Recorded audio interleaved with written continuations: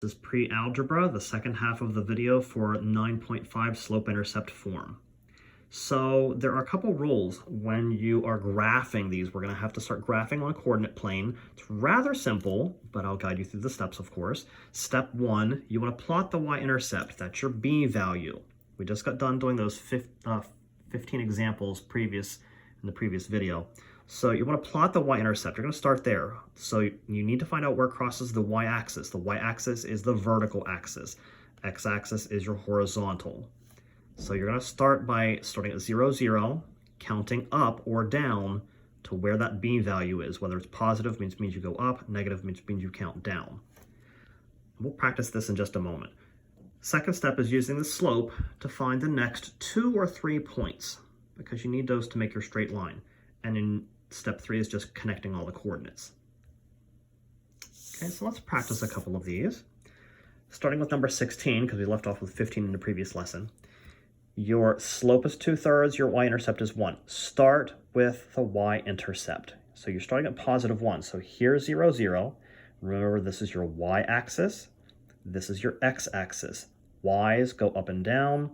X's go left and right. So when you're graphing a line, you start at your y-intercept. Your y-intercept means you count up one space from 0. That's the first point that you make.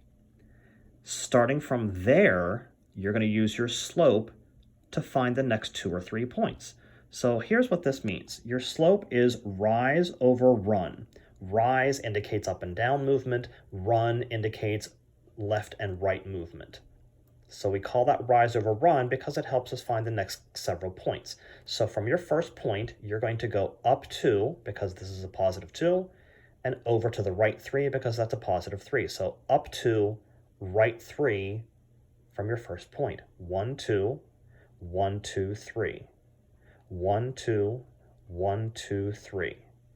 That is how you use slope to create lines. And again, the slope is the steepness, how steep that line is.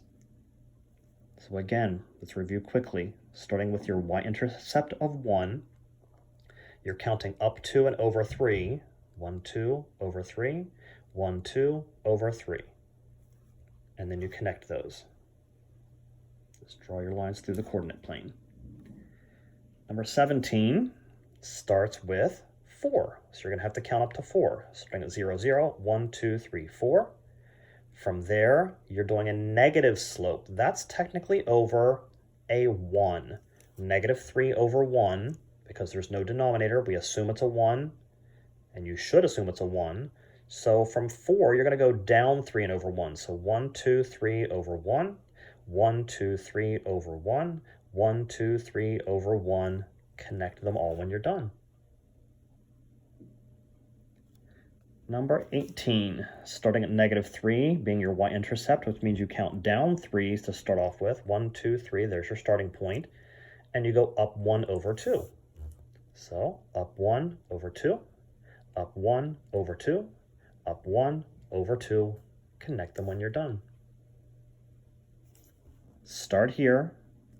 Use those numbers to find your slope and the next several points.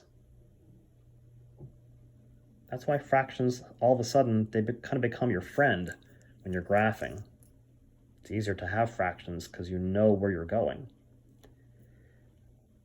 Number 19, it's not in the right format.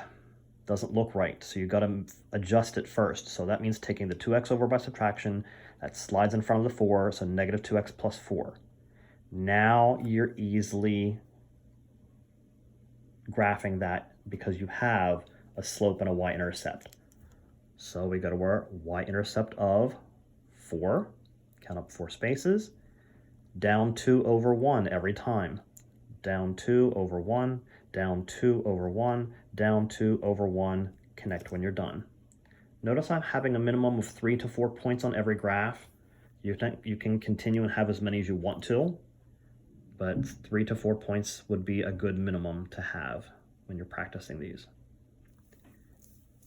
Number 20, again, it's not in the right format. That's an easy fix. You're just going to take the 5 over. Add 5 to that side. So you're starting at 5 on the y-axis. 1, 2, 3, 4, 5. Down 2 over 1. down 2 over 1, down 2 over 1, down 2 over 1, down 2 over 1. You see it continues. Again, connect when you're done. Number 21, a little more complicated because of this just looks messy. It needs to be adjusted. Take that over first. The 5x goes over first by subtraction. Slide it in front of the 6, negative 5x plus 6. You need to divide by negative 2 everywhere. So that gets divided by negative 2. Negative divided by negative is positive. 5 over 2, leave it alone. 6 divided by negative 2 is negative 3. So really be careful if you're dividing by negatives when you are getting that number off the left-hand side. So your actual starting point is negative 3. So we go down 3 on the y-axis. We're going to go up 5 and over 2. So be careful with your counting here. 1, 2, 3, 4, 5, 1, 2. 1, 2, 3, 4, 5, 1, 2. Steep slope. 5/2 is steep. Moving on to the last 3 examples, we talk about vertical lines and horizontal lines. So let's review quickly before I show you the examples here. Horizontal axis are your x values. Vertical axis is your y values, but these are going to be tricky. When you're doing vertical lines versus horizontal lines, if you have y equals negative 2, that's negative 2 everywhere according to the y-axis. So you go down to negative 2, and it's negative 2 everywhere. I don't care what x is, because guess what? There is no x. So it's going to be negative 2 everywhere. So even though the y-axis is vertical, y lines will be horizontal.